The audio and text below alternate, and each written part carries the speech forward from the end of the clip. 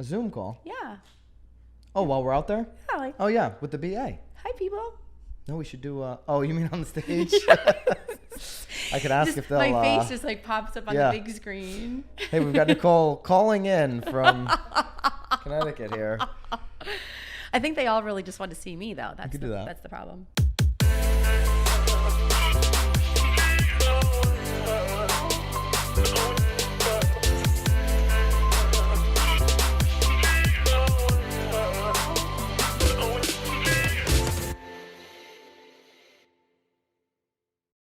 This is Byron Lazine and Nicole White, and you are tuned into episode 81 of The Real Word.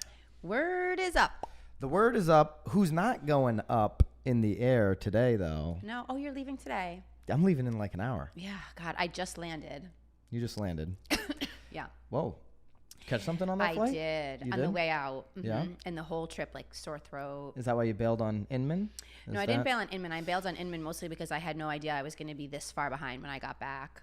I didn't even leave. I feel behind. I know, it's horrible. I feel like a never-ending state of behindness sometimes. But to like land and then repack and then, yeah. So sorry, guys. anyone I won't be that's, there. But you're going to zoom me in.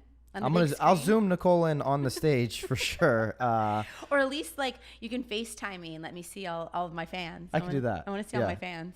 There'll be at least 3 people wearing Nicole White t-shirts in the crowd. I'm sure of that. Yeah, they should do that. They should just wear white shirts, and then I'll know that they're my fans. Yeah, well, I'll count how many people have white collared shirts out there. Collared. I didn't say collared. Yeah. I'm sure there'll be a lot of white collars at Inman, Las Vegas. Maybe a lot of short sleeves. It's going to be like 110 degrees there. I'm certain of that. Universal was like blazing, so I can't even imagine. Oh, I can. Yeah. Well, I mean, it's hot here. We're only in the Northeast. I'm going to fly out. So Nicole's not going to be with me, which is disappointing because You love traveling with me. I do love traveling with you. That would have been quite another experience to get some good stories out of. Oh my gosh. But no, I don't know. I'm gonna have to represent, I guess. You'll do a fine job. You And we probably will- prefer it this way anyway, so it's all working out. At the end of this show, we're going to review those remaining podcasts. We've been promising that are up against us in the Innovator Award podcast section for Inman, which is going to be announced on Thursday. I'm not sticking around for Thursday, by the way. I'm gonna go do the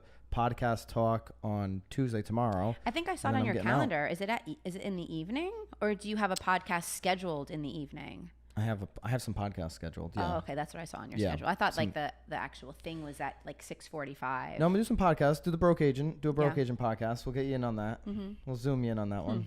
It was so The interesting. broke last agent's time. gonna be so bummed that you're not there. I'm kind of bummed myself. I didn't realize he was going to be there. What are you talking about? I don't know. We've talked about that. We may have, but Now all of a sudden she wants to go. Go. No, I'll finish up this podcast. Go. You live can't. 5 minutes on the road. Go pack your bags. Wait, what time are you leaving? Are you leaving right after this? I'm leaving at 11 o'clock. Yeah. Oh, wow. Yeah. So right after. Where are you we're done going out this. of? JFK? Yes. I don't think they want to know that though.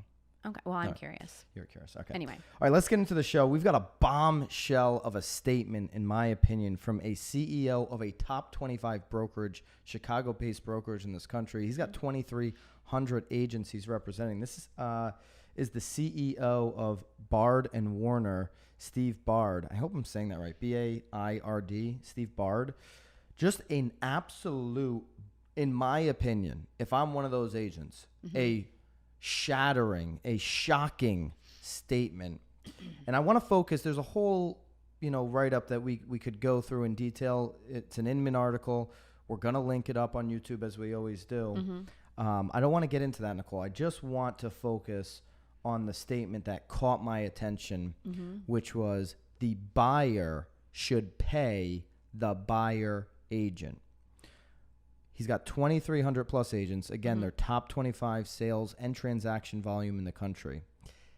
What do you think? We don't know. We just actually were looking today at some content that we might want to talk about. This one came up and I was just like so sold on talking about this. Yeah.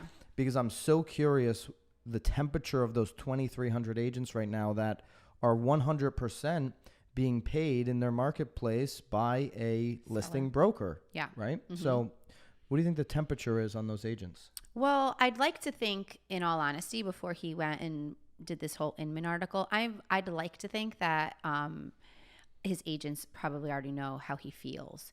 I mean, do you ever keep yourself like people in our office know how you feel, right? Like you would never necessarily go out on like a public forum like that and announce the way that you're feeling. But when you have a 2,300 agent brokerage, I don't know. I have no idea how involved Steve is day to day. We have a small team, so people are going to hear what I guess I'm I just feel like if he's coming out with that bold of a statement, like I'd like to think that probably a majority of his team already knows how he feels. In my mind, I don't know about that. And if you don't, then hopefully you're a listing agent. Here's why I don't know that he's given it that much thought. Because he's commenting on the lawsuit that we've covered. Right. Well, which is very interesting because I mean, maybe he's just trying to like, save face because of that, because it will potentially eventually go in that direction based on this lawsuit. But what he's saying though is, he goes, I don't know. I haven't really read the lawsuit. So, he led that off by saying at the end of the day, people are going to use buyers agents and they are going to pay them somehow. Not necessarily. They're not necessarily going to use buyer agents. I tell you what, I think a lot more people would use what's at their fingertips, YouTube, Google. They would get the information, they would get the research done to say, you know what, if I've got to pay a buyer agent out of my pocket, or I can go directly to listing agents, let me go and get some research done. There's going to be somebody like us sharing content on what you've got to do, inspections. There's so much content if you are willing to really invest in educating yourself, and they'll go out there and represent themselves. Right. You know who would be really... You're going to pay as a buyer agent out of your pocket when you're buying the house? I think what would be really interesting, and I don't to like go off here, but it would almost be interesting for us to get a real estate attorney, because I'm curious how they feel about all of it, because I feel like their jobs will change. And at the Swanepoel Summit, they had an attorney. It wasn't a real estate attorney. Yeah. But we did have an attorney talk about the lawsuit, and they were very, we'll see what happens type of attorney talk. Right, of course, because that's no But from your perspective, you're talking about a closing attorney, because we're an attorney state, we're not a title state. So in Connecticut, where you have an attorney, I guess you would be a title rep in other parts of the country. How they think this is gonna. So I guess I can only really talk about what I know, which is with the attorneys. But I feel like their jobs will become. They would in Connecticut in particular, they would become more valuable and guide. Absolutely. And not you guys aren't valuable. No, I don't want any attorney thinking they're not valuable. Paid that much either. So, because I think that would they got to go volume based. Well, I mean, they just prefer buyers in general. So what a great way to get more buyers, because then they're just making a little bit more money off of their title. But regardless, I'm curious to see what they're thinking, because it would. In Steve's defense, he's not saying this is going to happen. He goes, "Are we going to change the way we pay? Maybe, I don't know." But he says, "My own particular view is that the buyer should pay the buyer agent and the seller should pay the seller agent." I don't know. I mean, how your agents feel about that. But what I do know is that changes the landscape dramatically. It eliminates the need for agents dramatically at scale. Your 2,300 agents look much more like your best 800 to me that can list, can negotiate, can market. So I don't know how much thought he's given it. I'd love for him to expand, or any CEO in the industry that's thinking along these terms of how they see it playing out. Do you think you need less agents like I do? Do you think you would keep all the agents you currently have?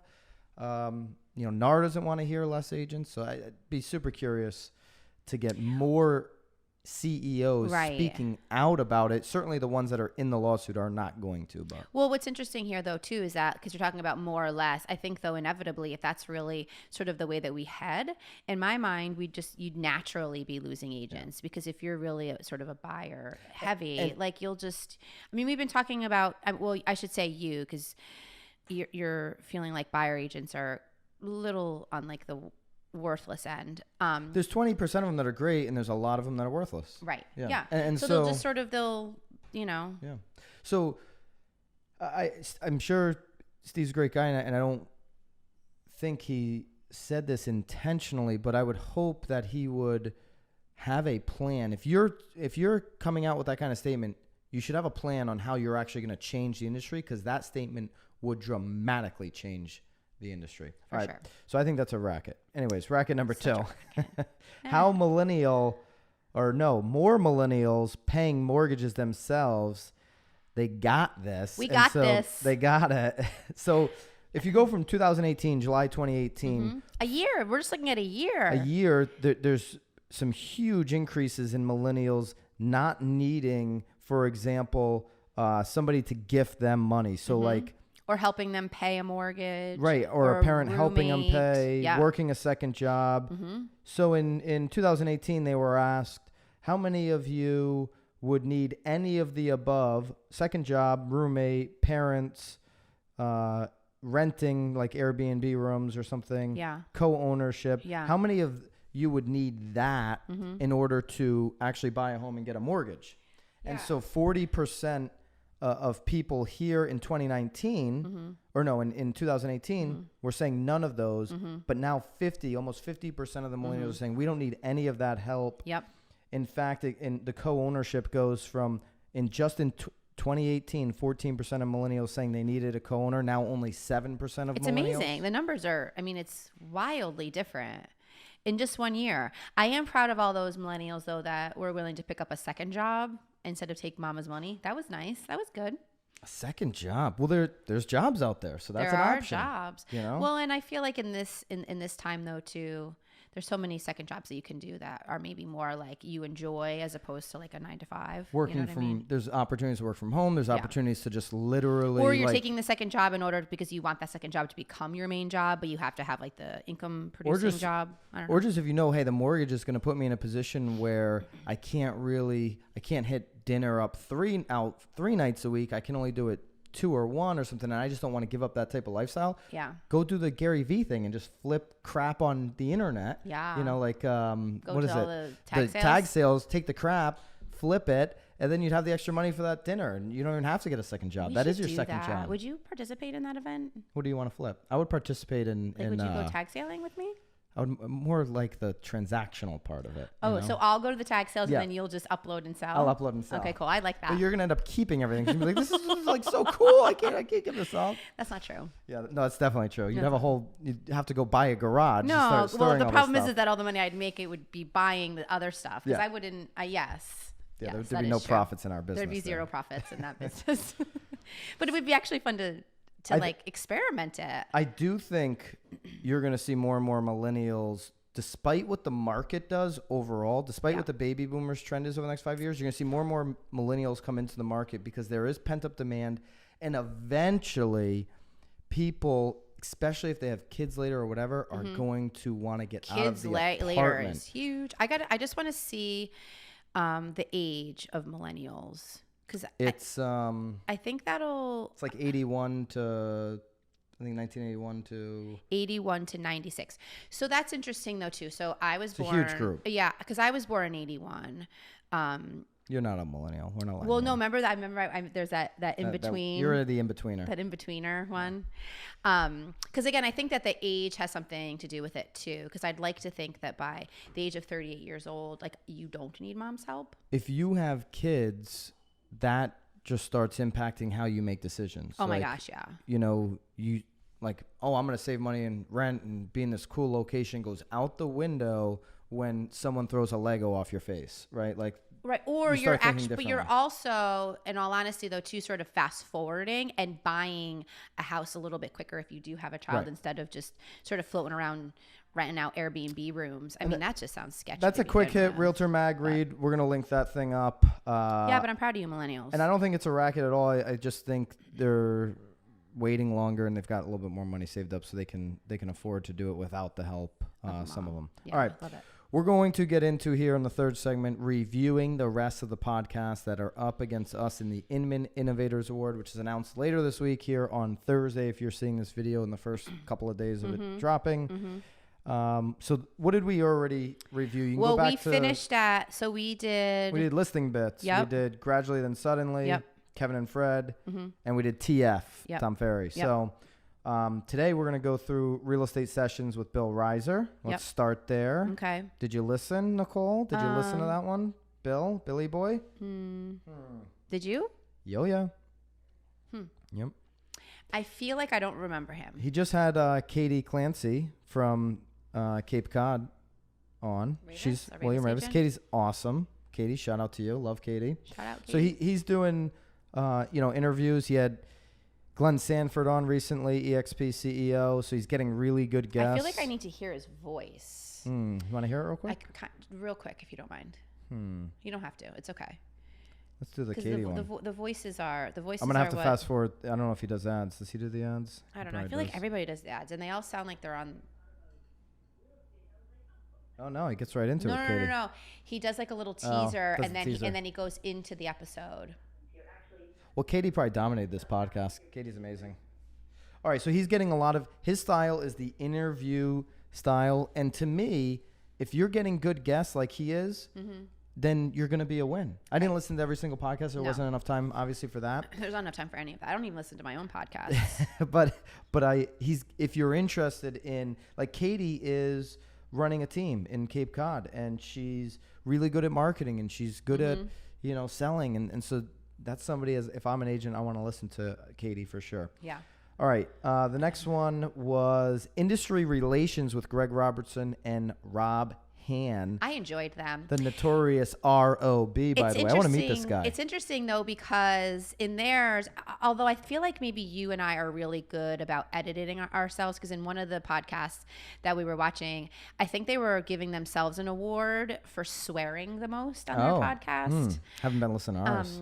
No, but I feel like we're good. No, they're as actually soon as we swearing walk more. off of this, I feel like we're swearing more. I felt like that was a little bit of a challenge. Like I felt like they were challenging me I was just somehow. going to start dropping random F-bombs. So I enjoyed them, though. I enjoyed the banter. I do prefer podcasts that have two people in my mind, because especially if there's like a good chemistry. I agree. I enjoy. So that's why I really enjoyed them. I feel like of the whole list, spoiler alert, like they're my favorite, because it Ooh. just, yeah. I thought they had the Joe Rogan feel, just hanging out, kicking it for an hour. I love long-form, hour-long podcasts. Their last one, episode 37, was actually about Inman Connect, which is this week, and it was their pre-show. So they're going to be up there. I'm looking for you guys. Maybe I can do a podcast with these guys. What do you think? Well, You're disappointed you're not going to be there? FaceTime me. I don't have every podcast about Nicole on the FaceTime. Like, here's Nicole again. Here she is again. She's in my. Where is she? She's in my pocket. So Hear her? funny. Here she is. Yeah, and you're 3 hours behind too, so it's gonna be like midnight. I'm gonna be like laying in bed, and you're gonna be like, Nicole. No, we're gonna do 9 a.m. podcast out there. It's 3. noon. I'm 3 hours behind. No, so that wouldn't work. Noon. All right. Anyway, I got it confused. but I enjoyed them. I enjoyed them. Absolutely. And it's interesting because I did not necessarily scroll up again. I'm sorry. I didn't, because I didn't necessarily. I wasn't overly thrilled with Greg as a solo act. Oh, Greg, remember? sorry. Because he's got another. He has another podcast that's up. No, they had good chemistry, really good. Yeah. All right, next one. Scratch that with Emily. I'm the worst. It's okay. We'll just call her Emily. Emily. That last name? Emily C. I think she calls herself that now. Oh, and we should have Emily had it down from listening. Shenevert. Anyway, Austin I Board of love Realtors. her logo. It's sick. Her Yeah. website's sick. Logo's sick. I And just didn't. she's got really good guests. necessarily- I didn't. No, she had good guests there too. Yeah. She had Glenn Kelman. So she had Redfin CEO. A whole bunch of people. Actually, somebody, Joe Rand, who's Better Homes and Garden. I was just talking about him on a phone call today, by the way. A lot of them have these really long intros too that I'm learning about that you and we don't have. Because they're going very traditional podcast. It's like where radio. They have a lot of times a sponsor, you know, so they're, promoting something off the rip. We ain't doing no promoting.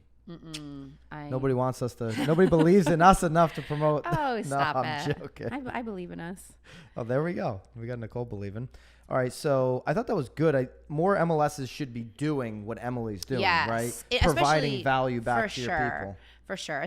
Especially if you really want to start attracting, and I know that Austin is probably more of like a younger age group in general. I do think that if your MLS or your boards want to continue to at least try to attract younger people, that's definitely the way to go. And the MLSs, they went from about 900 MLSs over 3 years ago, now down to 600. The MLSs that are innovating, that are on the cutting edge, are going to be the ones that are the model for what sticks going into the future. So Emily, props to you on that. Then we had the voice of social sales with Chelsea P. Peets. I like Chelsea. I went for that last name. So it sounded beautiful. Heights? I've been following her on Instagram forever. Sometimes her Instagram stories, You've been picking up tips from her. I do. Beautiful IG page. Check that Yes, out. I love it. She's super informative.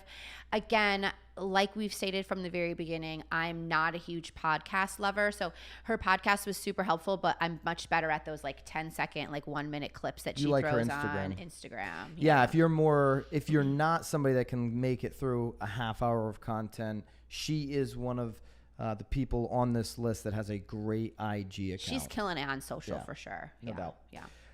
Then we got the Massive Agent podcast with Dustin Brom. I think Dustin and I are going to do a podcast together. Have you reached out to him? We've been talking on Twitter. Really? Oh, yeah. I'm like obsessed with his website. Dude, Dustin, your website is slick. Dope. Yeah, I really enjoyed it because, because I'm not a podcast person, it was super easy for me to go onto your website and then boom, like your podcasts were right there. It was really easy for me to access them and get to them. Easy. I wasn't Googling and trying to find them. I'm certain that's probably what people had to do for us. He's on everything. He's got it on Apple, Google, Stitcher, Spotify, iHeart. No SoundCloud. No interest. But it's pretty pictures. Dope. I'm enjoying it. I don't know that I necessarily like. Couple of good guests back to back on 81 and 82. Oh, he's right there with us with the same number basically. We just did 81. Or we're on 81. We're on 81 right now. We're doing it right now. So he's winning. We're doing it. Yeah. So he's winning by one. So I enjoy visually. I enjoyed the website. You're enjoying the visuals. All right. Yeah. All right. Last but not least, real estate influencer buzz with Michelle Belisari. Yep. Nailed that last name. Yeah, you did. Dominated that. The only one that I listened to of hers was quick. I think it was like 5 minutes. Are they all kind of quick? Quick hitter? Yeah, they're like short and sweet. She had Bill Reiser on. Yes, Ricky Caruth's getting a bunch of them. Some longer ones too. Yeah. Yeah, I guess I just listened to the most recent one, adjusting your sales for the second half. Yep. So that's a quick little tip. You know, so she's not only interviewing people like Ricky Caruth again. He just was interviewing the last one. Wow, he's a popular guy. He's very popular. I've followed Ricky on something. He's doing really, really well, dominating agent. But then she's got the little quick 6-minute tips we're talking about in our marketing strategies. How do we get more little 5, 1 minute, 3 minute pieces of content out there? Obviously, a podcast, which is actually what I'll talk about a little bit at Inman tomorrow, is the best way to be able to rip apart little pieces of content because you have it within a 20, 30 minute piece. So yeah, it's my little tip. Which was your do you have a favorite? I mean, including Tom Ferry, I would say Tom Ferry's my favorite. Well, right. I guess I feel like that's just that was a given. Is that a so cheat code? Yeah, kind of. Take Next him out? one. I mean, next So one. if I Just like you was, brown-nosing. I'm really brown. No, I would say Tom's my favorite out of the list. I really did enjoy Greg and Rob's podcast because it felt like I was listening to a Joe Rogan podcast. Just a couple of guys sitting back, kicking it. It was really cool, easy to listen to. Super easy to listen to. Yeah. Yeah, it didn't feel pitchy. I don't like scripts. Sometimes some of the people on there. Yeah, there was no script. Sounds like they were reading scripts. No, some people that are interviewing have their process. Listen, I think everybody was doing a really good job. They were on the list for a reason. And I'm looking forward to meeting as many of you guys that are on this list as I possibly can in about a 24-hour window. Fun. Or anybody that is just out there. I'm really basically there on Tuesday. Signatures. Like you should bring a book, like a Nicole wants me to get the signatures of her Real Word fans and then bring them back. This was Jimmy from Seattle. He says hello, and then Sally from Sarasota. What I'll do? Oh my gosh, I have a stick with my face on it. You should just I'll walk it. I'll stick it out of my back pocket. Nicole's following me. She's right behind me. Oh my gosh, right. Such a racket. We're gonna miss you out there. Oh, the broke agent's definitely gonna miss you. I'm sad. I've never been to Vegas. I was really super excited about it. I want you to know that. I just. Yeah. BA. It's not happening. You're just dealing with me. Well, and he probably prefers that anyway.